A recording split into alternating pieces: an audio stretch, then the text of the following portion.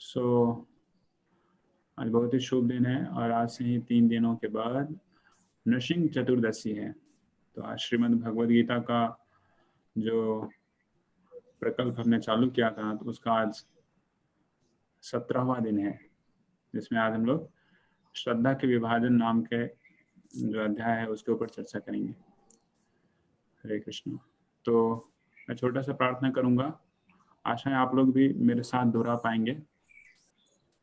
ओम अज्ञानतिमिरन्धस्य ज्ञानञ्जनशलाकया चक्षुरुन्मीलितं येन तस्मै श्रीगुरुवे नमः। श्रीचैतन्यमनोभीष्टं स्थापितं येन भूतले स्वयं रूप कदा मह्यं ददाति स्वपदान्तिकम्। जय श्री कृष्ण चैतन्य प्रभो नित्यानंद श्री अद्वैत गदाधार श्रीवासादि गौर भक्तवृंद।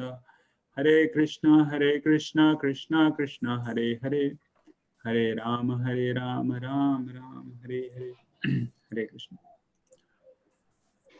तो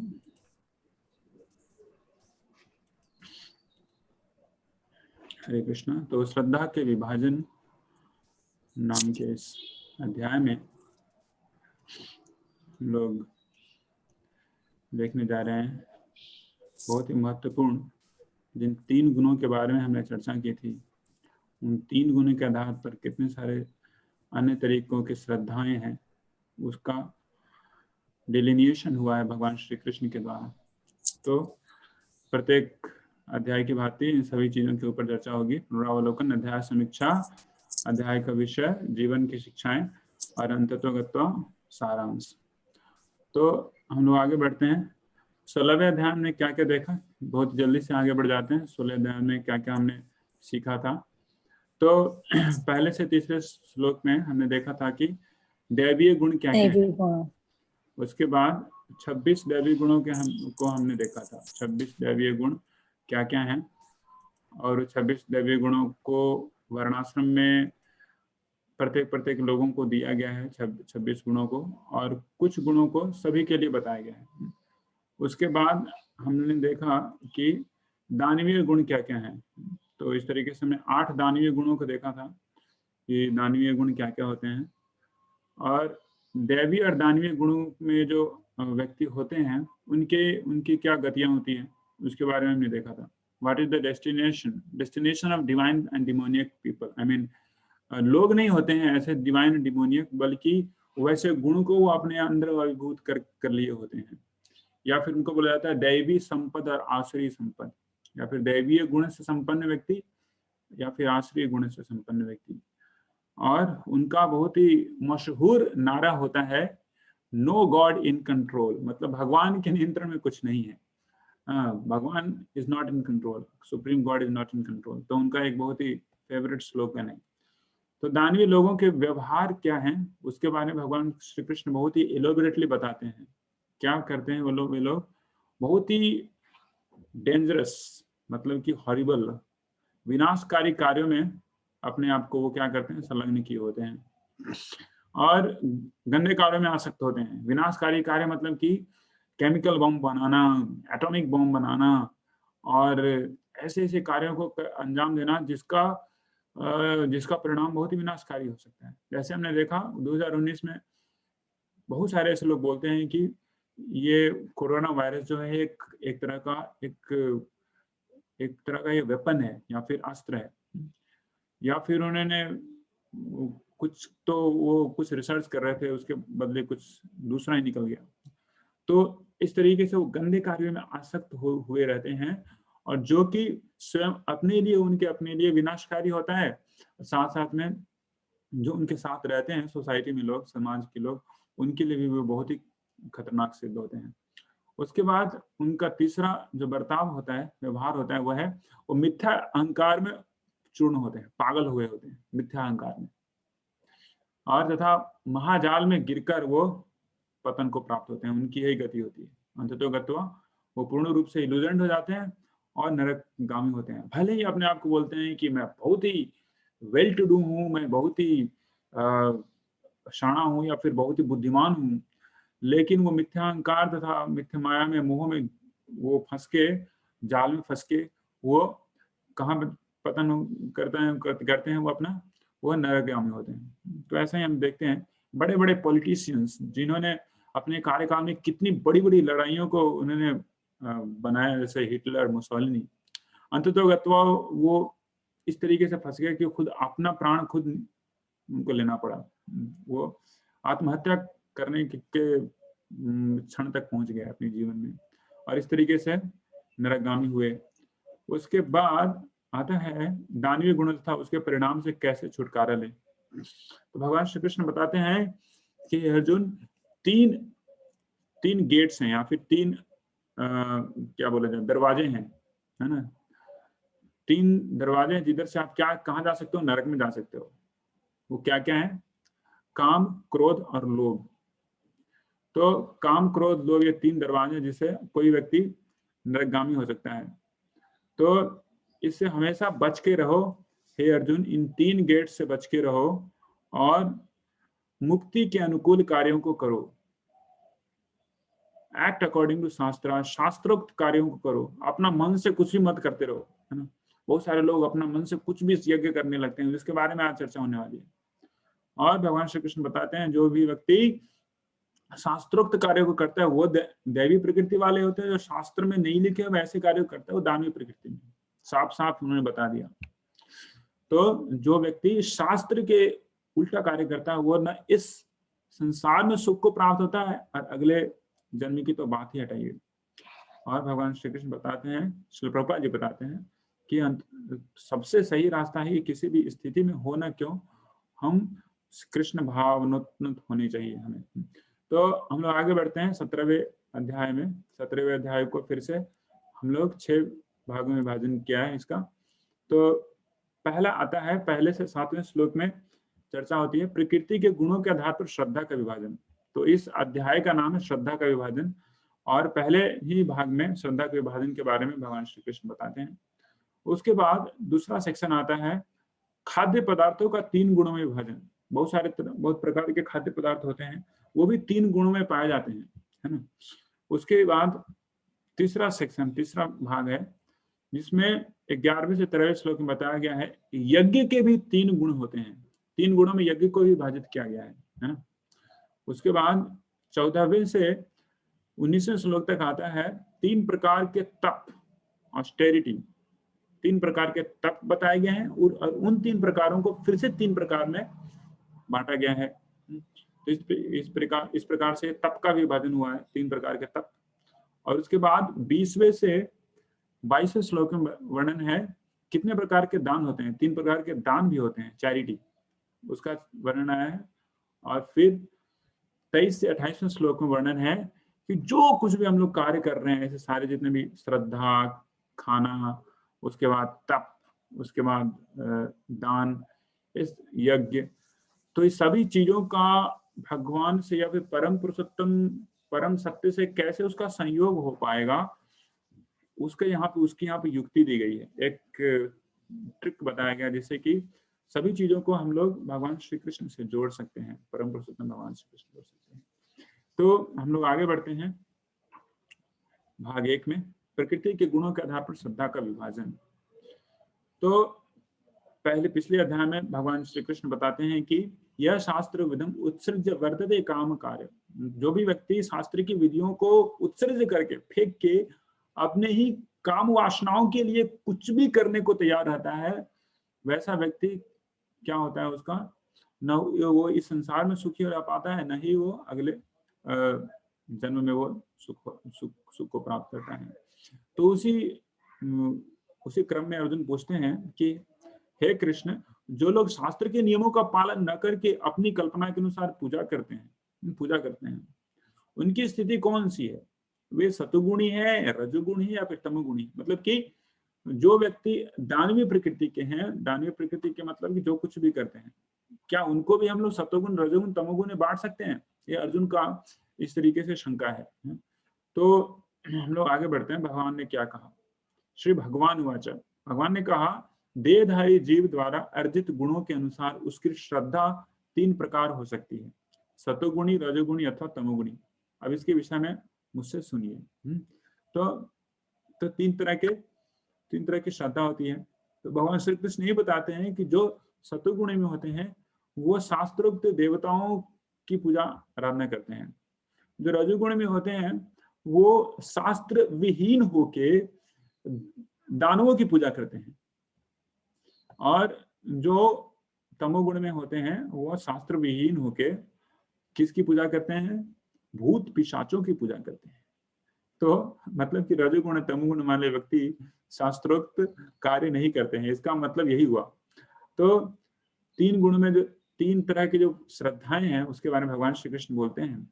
सतोगुणी व्यक्ति देवताओं को पूजते हैं, रजोगुणी यक्षों और राक्षसों की पूजा करते हैं, और तमोगुणी व्यक्ति भूत प्रेतों की पूजा करते हैं।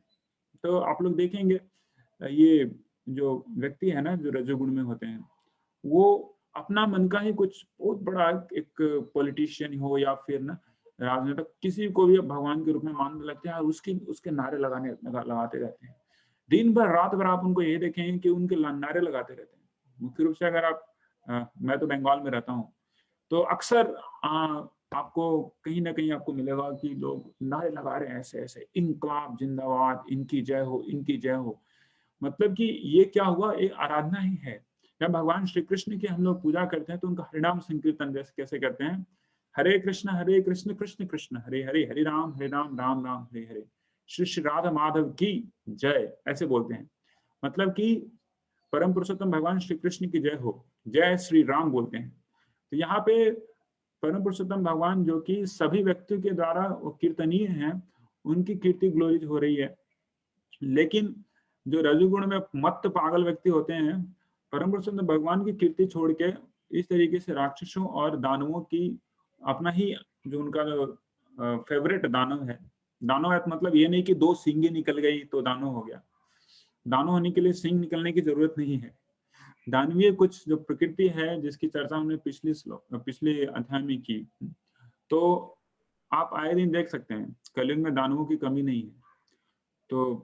तो ऐसे लोगों की पूजा करते हैं। और जो तमोगुण में होते हैं वो भूत पिशाचों की पूजा करते हैं। अभी भी बहुत सारे लोग हैं जो जंगलों में जाते हैं और काला जादू करते हैं और क्या क्या नहीं करते हैं।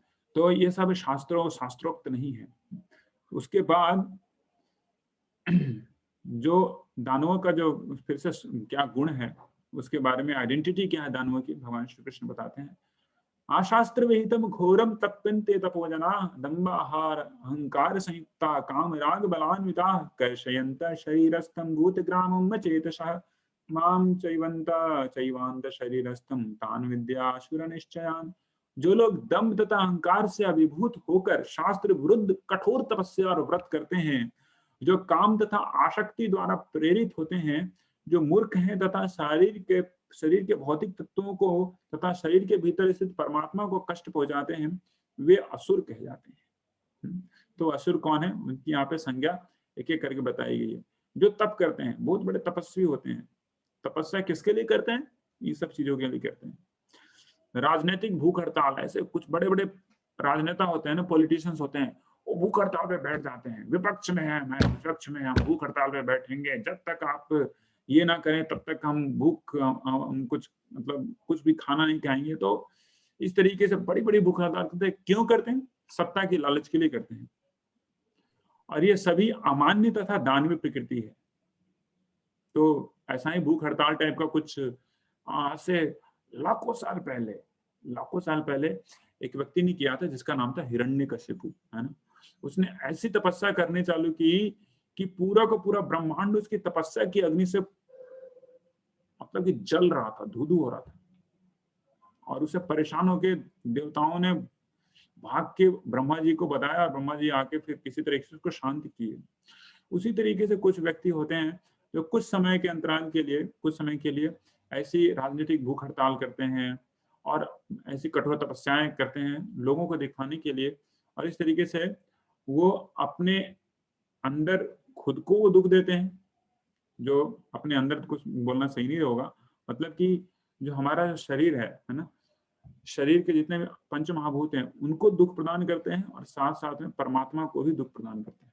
जैसे परमात्मा कोई दुख प्रदान नहीं कर सकता, लेकिन ऐसा व्यक्ति वो किसी भी अनर्थ के लिए वो इस तरीके से खुद को दुख प्रदान करते हैं और यहाँ तक कि अपने अंदर में जो आत्मा है उसको भी वो पूर्ण रूप से दुख प्रदान करते हैं। तो ये जो है राजनीतिक भूख हड़ताल तथा अन्य तपस्याएं, ये कभी भी मतलब इसके प्रति हमें कभी सदैव नहीं होना चाहिए। बहुत सारे लोग बोलते हैं ना ऐसा भूख हड़ताल कर रहा है तो ठीक है हम इसका सपोर्ट करते हैं, तो ये मूर्खों की पहचान होती है।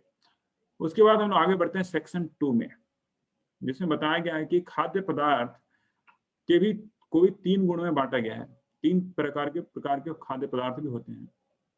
पहले तरह के होते हैं जो कि सत्वगुण में होते हैं। सत्वगुण के जो खाद्य पदार्थ होते हैं उनके क्या गुण होते हैं?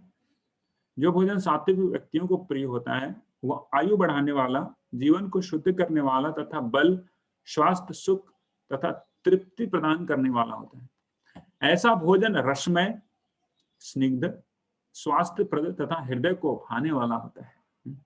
तो सब कुछ यहाँ पे बताया गया है। तो उसके बाद देखिए उसी तरह का कुछ फोटो यहाँ पे लगाया गया है। मतलब कि जो सात्विक होता है, जीवन को शुद्ध करे, आयु बढ़ाने वाली हो, है ना, स्वास्थ्य देने वाली हो, सुख तथा तृप्ति को प्रदान करे, तो क्या होता है? रसमय होता है, इसमें बहुत जोशीला होता है, स्निग्ध होता है, बहुत ही प्यारा होता है, सुपाच्य होता है और उसको खाने से स्वास्थ्य में वृद्धि होती है। और उसी तरीके से जो रजोगुण में होते हैं उनका रजोगुणी जो पसंद खाना होता है ना वो ऐसा होता है कुछ कटु, अम्ल, अवणा, तीक्ष्ण, तीक्ष्ण, रुक्ष, विदाहीन, अत्यधिक तिक्त, मतलब कि बहुत ही ज्यादा कड़वा, बहुत ही खट्टा, बहुत ही नमकीन, गरम, चटपटा, बहुत सारा उसमें मसाला लगाया हुआ है और बहुत सारा, मतलब टू मच। मसाला खराब नहीं है लेकिन टू मच, और चटपटे, शुष्क, एकदम ड्राई। और जब खाते हैं तो पूरा लगता है कि नाक कान सबसे धुआं जैसे निकल रहा है, मुख से सलाइवा गिर रहा है, इतना गर्म है और इतना तीखा है। रजोगुणी व्यक्तियों को प्रिय होते हैं। ऐसे भोजन दुख, शोक तथा रोग उत्पन्न करने वाले होते हैं। आप लोग देखते होंगे कभी चाट वाले आते हैं घर के सामने तो लंबी लाइन लग जाती है प्लेट पकड़ के, या फिर बहुत ही चटपटा कुछ भी अगर कोई लाता है तो तुरंत ही सलाइवा निकलने लगता है। तो ऐसा नहीं कि सभी व्यक्ति सत्वगुण ही होते हैं, हमें रजोगुण, सत्वगुण, तमोगुण सब में निहित है। लेकिन फिर भी अगर कोई व्यक्ति बहुत ही स्वस्थ जीवन जीना चाहता है तो वो सत्वगुणी जो आहार है वो लेना चाहिए उन्हें। तो फिर तमोगुण में भी खाद्य पदार्थ होते हैं। उनके क्या गुण है? खाने से 3 घंटे पूर्व पकाया गया, स्वादहीन, वियोजित मतलब सड़ा हुआ, एकदम डिग्रेडेड है, जो जूठा है, किसी के द्वारा खाया गया उसके बाद फिर छोड़ा गया, अस्पृश्य वस्तुओं मतलब कि जो टच नहीं किया जा सकता है, डेड कॉर्प्स, ऐसे पदार्थों से युक्त जो भी भोजन है वो उन लोगों को प्रिय होता है जो तामसी होते हैं, और मतलब कि ये तमोगुण में होते हैं। तो खाने से 3 घंटे पूर्व पकाया हुआ, मतलब कि जो कुछ भी है अब खाने से 3 घंटे पहले पकाए, मतलब कि ऑलरेडी क्या हो चुका है, वो डिटेरियोरेटेड हो चुका है, वो कुछ सड़ गया है, मतलब some portion has been like somehow got rotten. स्वादहीन हो चुका होता है, कुछ स्वाद नहीं है उसमें, टेस्टलेस हो जाते हैं।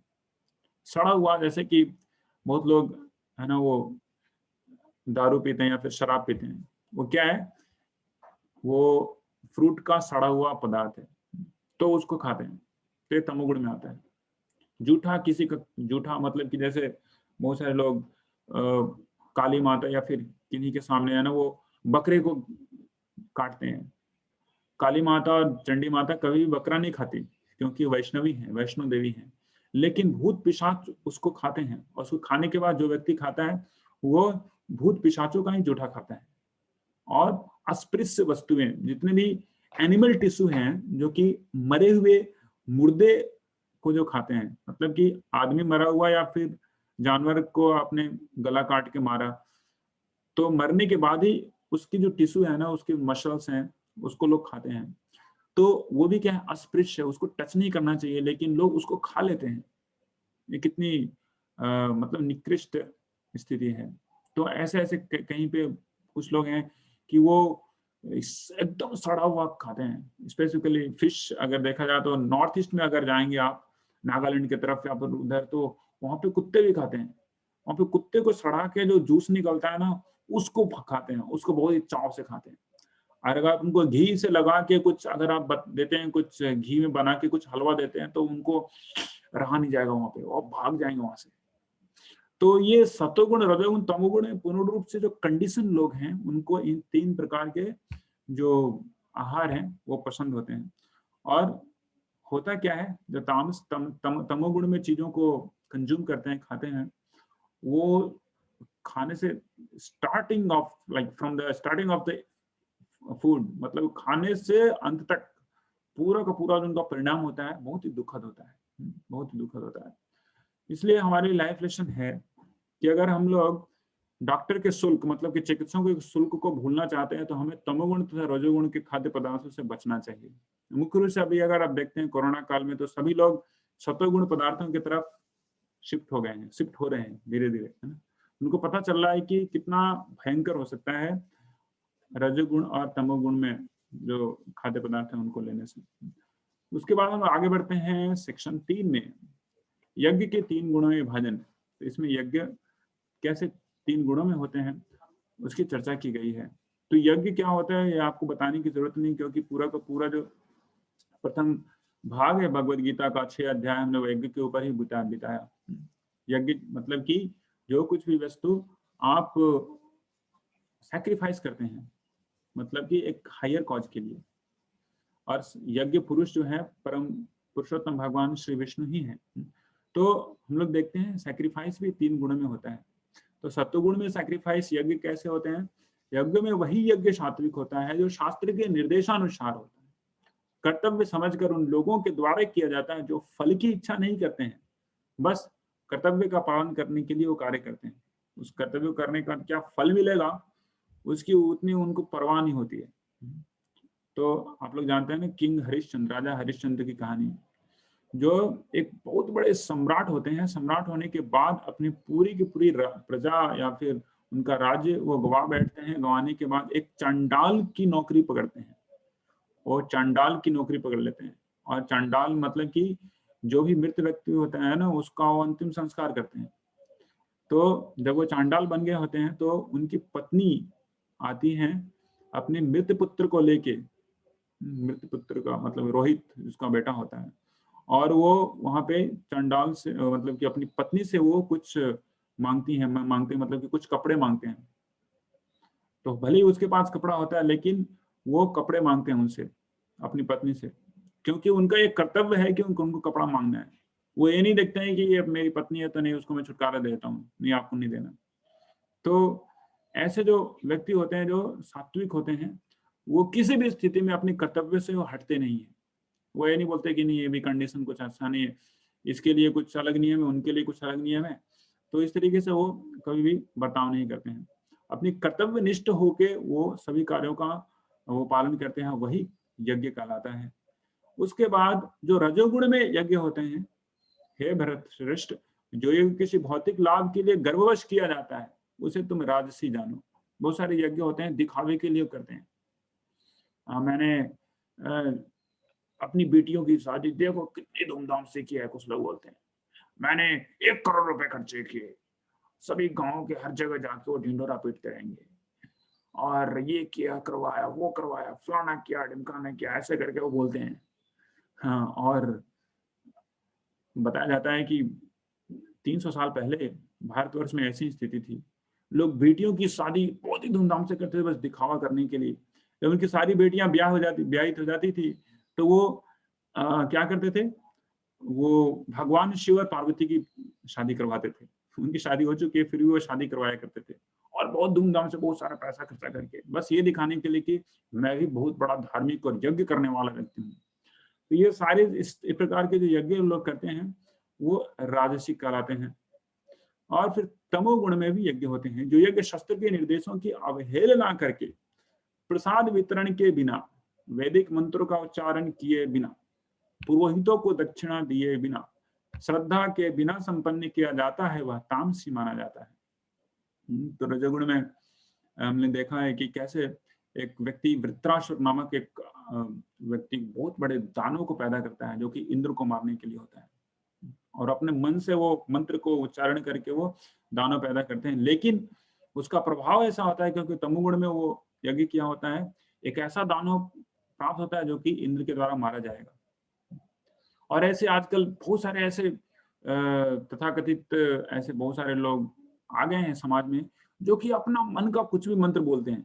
मैं एक वीडियो में देख रहा था, वो व्यक्ति वो अपना यज्ञोपवीत को पकड़ के वो कुछ भी बोला, कुछ भी बका जा रहा है, का ख ग ग ओम ग्लीम ग्लीम का ख म प ऐसा बोल रहा है, और पता नहीं वो क्या करना, क्या दिखाना चाहता है लोगों को और क्या उससे मिलेगा। तो इस तरीके के भी बहुत सारे लोग हैं जो मनगढ़ंत बिना शास्त्रोक्त कुछ भी अपना मंत्र बना के या फिर कुछ भी लोगों को दिखावा करने के लिए ऐसे यज्ञों का संपादन करते हैं, तो उसे तमोगुण में कहा जाता है। उसके बाद हम लोग आगे बढ़ते हैं भाग 4, जिसमें तप का पुनर्विभाजन तथा पुनर्विभाजन किया गया है। तो 3 प्रकार के तपों की चर्चा भगवान श्री कृष्ण करते हैं। शारीरिक तप, ऑस्टेरिटी ऑफ द बॉडी। शारीरिक तप क्या होता है? देव द्विज गुरु प्राज्ञ पूजनम शौचमार्जवम ब्रह्मचर्यम अहिंसा च शारीरम तप उच्यते। परमेश्वर, ब्राह्मणों, गुरु, माता पिता जैसे गुरुजनों की पूजा करना तथा पवित्रता, सरलता, ब्रह्मचर्य और अहिंसा ही शारीरिक तपस्या है। तो ये शरीर की तपस्या है, मतलब कि परम पुरुषोत्तम भगवान, ब्राह्मण, गुरु, माता पिता, गुरुजनों की पूजा जो करते हैं, और पूजा करने में इस सब सभी कार्यों को करने में क्या होता है कि बॉडीली एक्टिविटी लगती है। आप सिर्फ बैठे बैठे सब कुछ नहीं कर सकते। We require some effort to be put there. Okay. तो ये सारी चीज क्या है? शारीरिक तपस्या है। उसी तरीके से जो शब्द की भी तपस्या है, शाब्दिक तपस्या बोले या फिर वाचिक, तो ऑस्टेरिटी ऑफ स्पीच, सच्चे, भाने वाले, हितकर तथा अन्य को क्षुब्ध न करने वाले वाक्य बोलना और वैदिक साहित्य का नियमित पारायण करना, यही वाणी की तपस्या है। मतलब कि सही बोलना चाहिए, सच्चा जो भी बोलना चाहिए सत्य बोलना चाहिए, और सत्यम ब्रुयात प्रियम ब्रुयात, बहुत मतलब ये कान को भी भाने वाली चीजें बोलनी चाहिए। सत्य तो बोल रहे हैं लेकिन उसमें 3-4 ऐसे गालियां दे दिए और जो कि बिल्कुल भाया नहीं। हो सकता है कि उसकी भला के लिए बोला होगा, लेकिन क्या नहीं कि इस वे में बोला कि उसको अच्छा नहीं लगा तो वो नहीं करेगा, है ना। तो सच्चे भाने वाले, हितकर, और वो हितकर होना चाहिए। ऐसा ना कि किसी को उत्तेजित करके उसका हित करें। हितकर तथा अन्यों को क्षुब्ध ना करने वाले, अन्यों को दुख ना देने वाले ऐसे वाक्य जो हैं ऐसे बोलने चाहिए। और जितने भी वाक्य सब कुछ बोल रहे हैं ना, इस सब का कहीं ना कहीं शास्त्रोक्त कुछ प्रमाण होना चाहिए। ऐसा नहीं कि जितने भी तरीके के वाक्य कोई बोल सकता है ना, सबका शास्त्रोक्त प्रमाण होता है। वो शास्त्र से पूर्ण रूप से सम्मत होनी चाहिए। तो इसी को वाणी की तपस्या कहते हैं। इसी को वाणी की तपस्या कहते हैं। जैसे बहुत महान व्यक्ति हुए हैं जो कि पूर्ण रूप से वाक्पटु थे और साथ साथ में वो वाणी की तपस्या जानते थे कैसे करनी है। उसी तरीके से पृथु महाराज थे, उनकी वाणी पूरे प्लैनेट के वो राजा हुआ करते थे, फिर भी वो इतनी मधुर बोला करते थे कि सभी व्यक्तियों का, सही प्रजाओं का दिल जीत लेते थे। तो ये हुई वाणी की तपस्या। उसी तरीके से होती है मन की तपस्या। संतोष, सरलता, गंभीरता, आत्म संयम एवं जीवन की शुद्धि, ये मन की तपस्या है। संतोष मतलब कि संतोष मन में ही होता है कि नहीं? संतोष शरीर में नहीं होता, संतोष मन में होता है। कोई भी चीज आपको मिला तो या फिर 2 चीज होता है, तो उसमें या तो संतोष कर लें या तो और भी अपनी ग्रीड को, लोभ को और बढ़ा दें, या फिर सरलता, मन की सरलता होनी चाहिए, है ना। मन में जो सोच रहे हैं वही वचन में आनी चाहिए, वही कर्म में आनी चाहिए। तो मन की सरलता होनी चाहिए, किसी के बारे में गलत नहीं सोचना चाहिए। गंभीरता, मन गंभीर होनी चाहिए, है ना। ऐसा नहीं कि मन बहुत ही ज्यादा निगेटिव चीजों में जा रहा है। तो आत्म संयम, मन का आत्म संयम बहुत ही ज्यादा जरूरी है, और जीवन की शुद्धि। तो ये सब क्या है? मन की तपस्याएं हैं। तो इन सभी 3 तरह के जो तपस्याएं हैं, मतलब कि शरीर की तपस्या, हमारी वचन की तपस्या और मन की तपस्या, इन तीनों तपस्याओं को 3 गुणों में पुनः विभाजन करते हैं भगवान श्री कृष्ण। तो भगवान बोलते हैं, भौतिक लाभ की इच्छा न करने वाले तथा केवल परमेश्वर में प्रवृत्त मनुष्यों द्वारा दिव्य श्रद्धा से संपन्न यह 3 प्रकार की तपस्या सात्विक तपस्या कहलाती है। मतलब कि शारीरिक तपस्या, वाचिक तपस्या और मानसिक तपस्या जो भी है, अगर किया जाता है बहुत ही श्रद्धा से, किनके ऊपर श्रद्धा होनी चाहिए? परमेश्वर के ऊपर श्रद्धा होनी चाहिए। और श्रद्धा होने के साथ साथ मन में ये नहीं सोचना चाहिए कि इसको करने से मुझे ये मिलेगा। जैसे ही वो सोचा वैसे ही वो रजोगुण में परिवर्तन होगा। तो without material benefits for the sake of supreme, और परम पुरुषोत्तम की भगवान के लिए जो तपस्या किया जाता है उसे सात्विक तपस्या कहा जाता है। जैसे एग्जाम्पल है प्रहलाद महाराज। प्रहलाद महाराज एक इसके एकदम प्रबल एग्जाम्पल है, रोल मॉडल बोल सकते हैं। तो पूर्ण रूप से वो कृष्ण परायण थे। उनके पिताजी ने उनको न जाने कितनी प्रकार की तपस्या में रखा, लेकिन वो हमेशा पूर्ण रूप से भगवान श्री कृष्ण के ऊपर आश्रित थे। और ध्रुव महाराज भी वैसे ही एक बहुत ही अच्छे उदाहरण है। उसी तरीके से रजोगुण में जो तपस्याएं होती है, तो यहाँ पे देख रहे हैं वाई लिखा हुआ है। वाई मतलब क्यों? तो हमें देखा शारीरिक तपस्या, है ना, उसके बाद देखा मानसिक तपस्या, उसके बाद वाणी की तपस्या। ये है हाउ, मतलब कैसे तपस्या किया जाए, तपस्या कैसे किया जाए। उसके बाद तपस्या क्यों किया जाए, तब आता है तमोगुण, सतोगुण, रजोगुण, तमोगुण। तो अगर हम भगवान श्री कृष्ण के लिए ही सारी तपस्याएं करते हैं तो वो सतोगुण में होता है। अगर हम अपनी दम्भ पूर्वक सम्मान तथा सत्कार एवं पूजा कराने के लिए संपन्न करते हैं तब को, तो वो राजसी कहलाता है। बहुत सारे लोग तपस्याएं करते हैं ना दूसरों को दिखाने के लिए कि मैं कितना तपस्वी हूँ, मैंने कितना बड़ा कार्य किया है, ये किया है, वो किया है, मैंने देखो तुम्हारे लिए क्या किया है, इतना खून पसीना एक कर दिया है ना, कुछ लोग ऐसा बोलते हैं। तो ये रजोगुण में तपस्या कहलाती है। ये न तो स्थायी होती है, नहीं शाश्वत होती है। इसका जो फल होता है वो परमानेंट नहीं होता।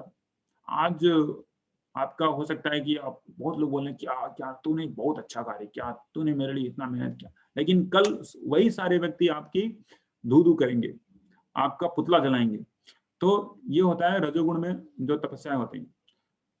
तो ये तीनों जब किया जाता है दंभ, अभिमान के लिए या फिर सत्कार पाने के लिए, पूजा पाने के लिए, तो उसे रजोगुणी तपस्या कहते हैं। और इसके रोल मॉडल हैं हमारे डियर हिरण्यकशिपु जी। हिरण्यकशिपु साथ पता होगा आपको, उसने ऐसी तपस्या की थी ब्रह्मा जी को इम्प्रेस करने के लिए, लेकिन वो टिक नहीं पाई।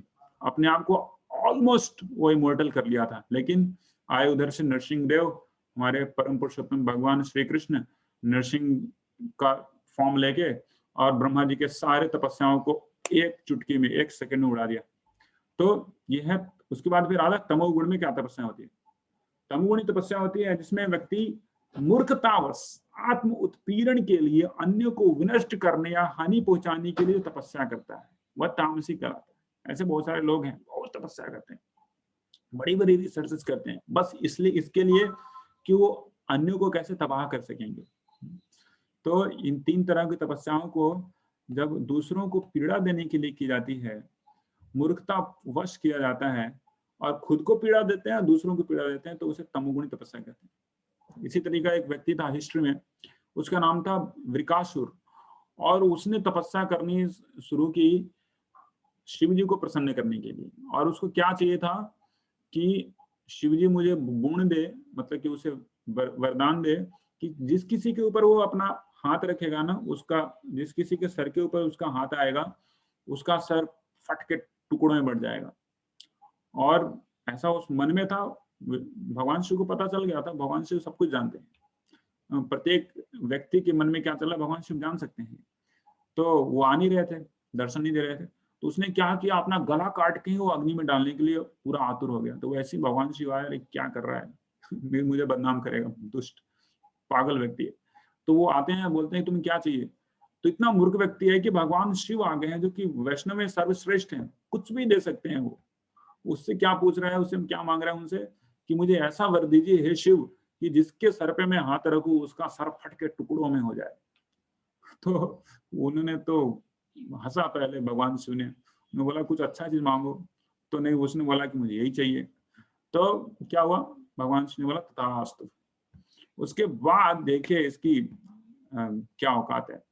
ये जो व्यक्ति वृकासुर, ये पीछे पड़ गया भगवान शिव के और दौड़ा रहा है। पीछे क्यों पड़ गया भगवान शिव के?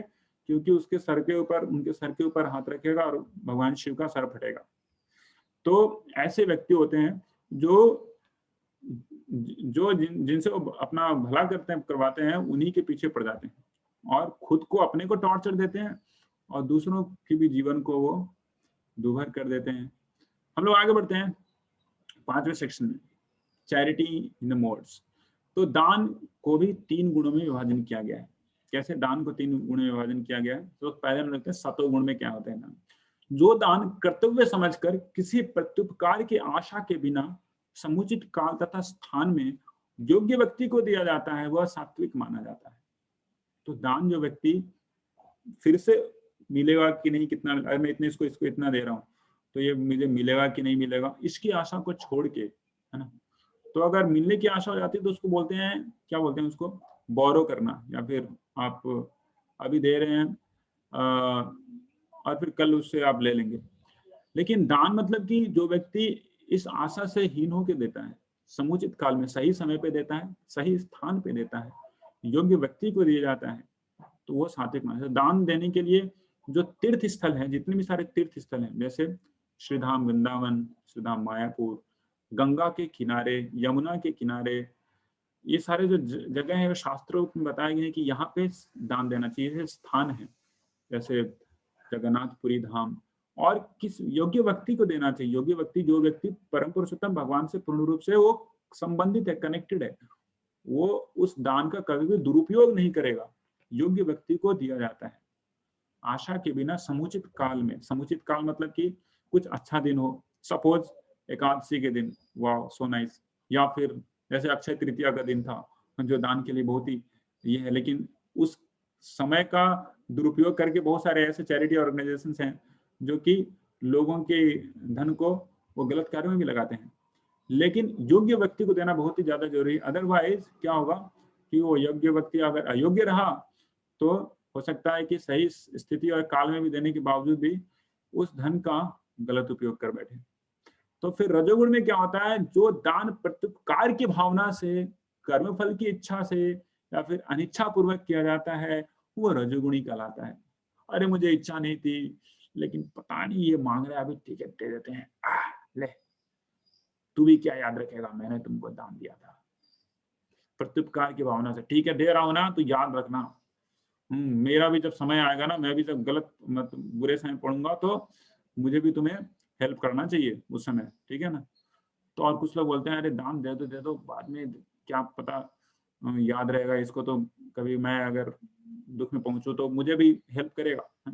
तो जो दान प्रत्युपकार की भावना से किया जाता है, कर्मफल की इच्छा से अनिच्छा पूर्वक कर दिया जाता है, अरे देने का तो मन नहीं था लेकिन पता नहीं क्यों दे देते हैं, लोग बोल रहे थे मैं दे दो, तो वो दान कहे जाते हैं रजोगुण, रजोगुणी दान। और ये कभी भी सफल नहीं होते हैं, इसका फल नहीं मिलता है। तो बोला जाता है जो सतगुण में दान किया जाता है उसका फल 1000 टाइम्स आता है, लेकिन साथ में ये भी नहीं सोचना चाहिए कि 1000 टाइम्स मेरे पास आएगा, है कि नहीं। लेकिन रजोगुण में दान किया जाता है, जो जितना दिया उतना आ जाता है, ऐसा बोला जाता है। तो फिर तमोगुण में दान होते हैं, जो दान किसी अपवित्र स्थान में, अनुचित समय में किसी अयोग्य व्यक्ति को बिना समुचित ध्यान तथा आदर से दिया जाता है, वह तामसिक कहलाता है। तामसी मतलब कि न आदमी सही है, न समय सही है, न जगह सही है, वहां पे दान दे दिए। सपोज आप ट्रेन में जा रहे हैं, कोई व्यक्ति उधर से अपने आप को अंधा बना के आया या फिर ढोंग रच के आया और आपने उसको दे दिया, सपोज 10 रुपये दे दिए। वो 10 रुपये का वो जाके वो कहीं पे वो हो सकता है कि वो चरस पी ले या फिर कुछ वीड्स खा ले, ड्रग्स खा ले। तो उस धन का जिसने उसका दुरुपयोग किया, उसके पापों का जो फल है, जो व्यक्ति दान दिया उसको भी आता है। तो ये हुआ तमोगुणी दान। तो लाइफ लेसन हमारे लिए यही है, हमें धन को यूं ही व्यर्थ नहीं बहाना चाहिए, क्योंकि धन लक्ष्मी है, यानी कि भगवान कृष्ण की शक्ति है, लक्ष्मीकांत की शक्ति है लक्ष्मी। उसे अन्य किसी भी दान संस्था को देने के बजाय कृष्ण की सेवा में तथा भगवत गीता के प्रचार प्रसार में ही उपयोग करना चाहिए। दिस इज शास्त्रोक्त। अन्यथा जो व्यक्ति दान करता है, जो व्यक्ति दान लेता है, दोनों का ही कल्याण नहीं होता उससे, ऐसे दानों से। हम लोग आगे बढ़ते हैं लास्ट सेक्शन में, छठे भाग में, परम सत्य से संयोग की कला। ठीक है, दान, तपस्या, उसके बाद यज्ञ, श्रद्धा, वर्शिप, सब कुछ हुआ, तो कैसे इसको परम पुरुषोत्तम से जोड़ें? तो इसकी यहाँ पे एक बहुत ही अच्छी युक्ति भगवान श्री कृष्ण बताते हैं। ओम तत्सदिति निर्देशो ब्रह्मणस्त्रिविदस्मृतः ब्रह्मणास्तेन वेदाश्च यज्ञाश्च विहिताः पुरा। सृष्टि के आदि काल से ओम तत्सत ये तीन शब्द पर ब्रह्म को सूचित करने के लिए प्रयुक्त किए जा रहे हैं। ये तीनों सांकेतिक अभिव्यक्तियां ब्राह्मणों द्वारा वैदिक मंत्रों का उच्चारण करते समय तथा ब्रह्म को संतुष्ट करने के लिए यज्ञों के समय प्रयुक्त होती थी। ये तीन सांकेतिक अभिव्यक्तियां हैं, क्या है? ओम, तत्, सत। तो ये जो तीन सांकेतिक अभिव्यक्तियां हैं ब्राह्मणों के द्वारा वैदिक मंत्रों का उच्चारण करने के समय ये हमेशा बोला जाता था। किसके लिए बोला जाता था? परम ब्रह्म को संतुष्ट करने के लिए। तो हम लोग प्रत्येक शब्द को एक एक करके देखेंगे, क्योंकि भगवान श्री कृष्ण 3 श्लोकों में ओम तत्सत के 3 पदों को या फिर 3 शब्दों को एक एक करके बताए कि ये क्या है। तो ओम शब्द सभी ट्रांसेंडेंटलिस्ट ब्रह्मवादियों के द्वारा प्रयोग किया जाता है। अतएव योगी जन ब्रह्म की प्राप्ति के लिए शास्त्रीय विधि के अनुसार यज्ञ, दान तथा तप की समस्त क्रियाओं का शुभारंभ सदैव ओम से करते हैं। तो ये जो ओम शब्द है ये सभी ब्रह्मवादियों के द्वारा किया जाता है। किसके लिए? परम पुरुषोत्तम भगवान को इंगित करने के लिए, ठीक है ना। आगे मैं इसके बारे में और बताऊंगा, इंगित करना और भगवान श्री कृष्ण को डायरेक्टली एड्रेस करने में क्या अंतर है। उसके बाद है दूसरा शब्द तत् शब्द की यहाँ पे बताया गया है कि तत् शब्द जो है वो जड़ संसार से व्यक्ति की मुक्ति का एक साधन हो सकता है। मनुष्य को चाहिए कि तद इति अनभिसंधाय फलम यज्ञ तप क्रिया दान क्रिया विधा क्रियन्ते मोक्ष कांक्षी। मनुष्य को चाहिए कि बिना कि कर्म के फल की इच्छा किए बिना विविध प्रकार के यज्ञ तप तथा दान को तत्शब्द कहकर संपन्न करे। ऐसी दिव्य क्रियाओं का उद्देश्य भवबंधन से मुक्त होना है। तो जो व्यक्ति भवबंधन से मुक्त होना चाहता है, इन सभी क्रियाओं का वो संधान करना चाहिए। कैसे? तत्शब्द को बोल के। उसके बाद आता है सद शब्द। परम सत्य भक्ति में यज्ञ का लक्ष्य है और उसे सत शब्द से अभिहित किया जाता है। तो परम सत्य को सत भी बोला जाता है।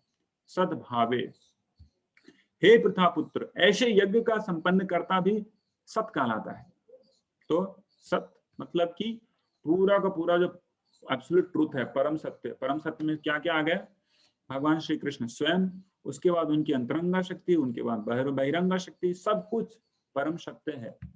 तो जब सभी परम सत्य एक दूसरे से कनेक्टेड होते हैं तो सभी लोग सत ही कहलाते हैं।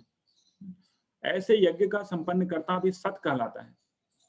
जिस प्रकार यज्ञ तप तथा दान के सारे कर्म भी जो परम पुरुष को प्रसन्न करने के लिए संपन्न किए जाते हैं, सत कहलाते हैं। तो परम पुरुष सत्य है, बोलते हैं सत्य है, परम बोलते हैं राम नाम सत्य है। तो जो राम का जो नाम है वो सत्य है, जो राम का नाम लेने वाला है वो भी सत्य है, और राम का नाम लेने वाली जो प्रोसेस है ना, क्रिया है, वो भी सत्य है। अन्यथा राम तो सत्य रहा, लेकिन अगर कोई भगवान राम का नाम नहीं लेता वो असत्य रहा, असत कहा जाता है उसे। और जो अन्य क्रियाएं हैं जो कि भगवान राम से नहीं जुड़ती है, परम पुरुषोत्तम भगवान से नहीं जुड़ती है, जो क्रियाएं, वो भी असत क्रियाएं कही जाती है। तो जो कुछ भी कार्य, तपस्या हो, यज्ञ हो, दान हो, अगर भगवान श्री कृष्ण का नाम, राम का नाम लेके किया जाए, या फिर ओम तत्सत 3 शब्द का नाम लेके किया जाए, तो वो क्या होता है? स्वतः ही परम पुरुषोत्तम भगवान को इंगित करता है। तो कंक्लूजन है, हम लोग आगे बढ़ते हैं। कंक्लूजन भगवान श्री कृष्ण स्वयं बोल रहे हैं 28वें श्लोक में, और श्रद्धया हुतम दत्तम तपस्तप्तम कृतम च यत् असदित्युच्यते पार्थ न च तत्प्रत्यनो इह।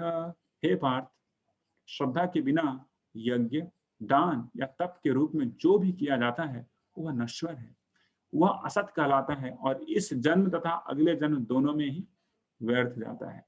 तो अंततोगत्वा भगवान श्री कृष्ण बोलते हैं कि जो कुछ भी कार्य हम लोग करते हैं, परम प्रसन्न भगवान में श्रद्धा पूर्वक करनी चाहिए।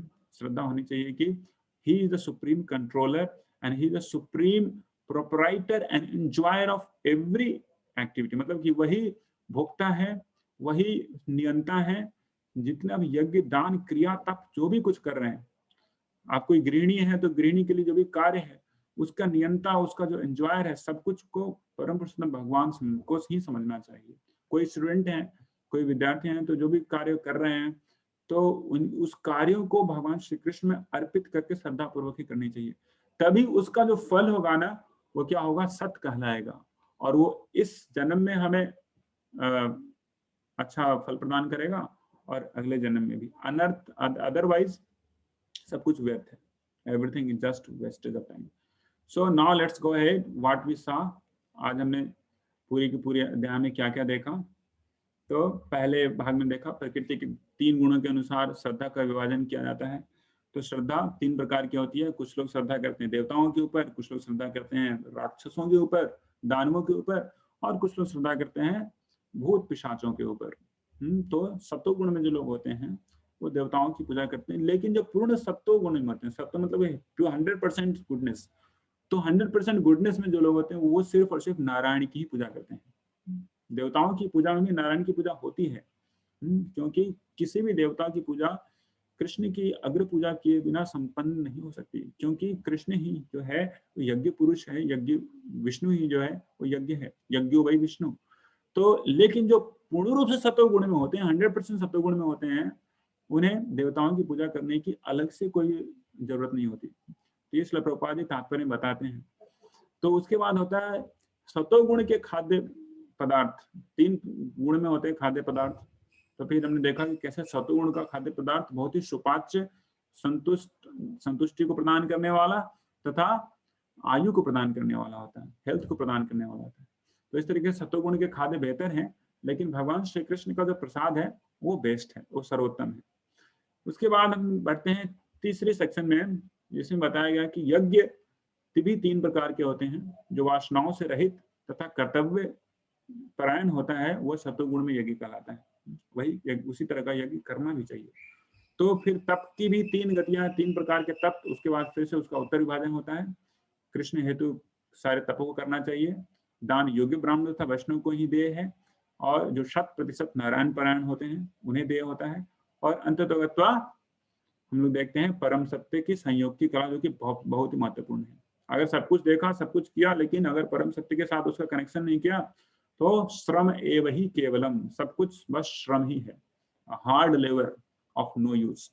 ठीक है, तो परम सत्य से कनेक्शन होना चाहिए। कोई भी अगर कार्य करते हैं तो हम भगवान श्री कृष्ण का नाम या फिर स्मरण करना चाहिए कि हे भगवान ये आपके हो, आपको ही समर्पित हो।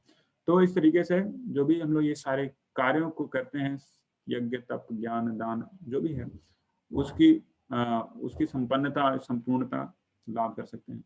हरे कृष्णा। तो आज का 17वां अध्याय यहीं पे समाप्त होता है। बहुत बहुत धन्यवाद आप समूह को। हरे कृष्णा।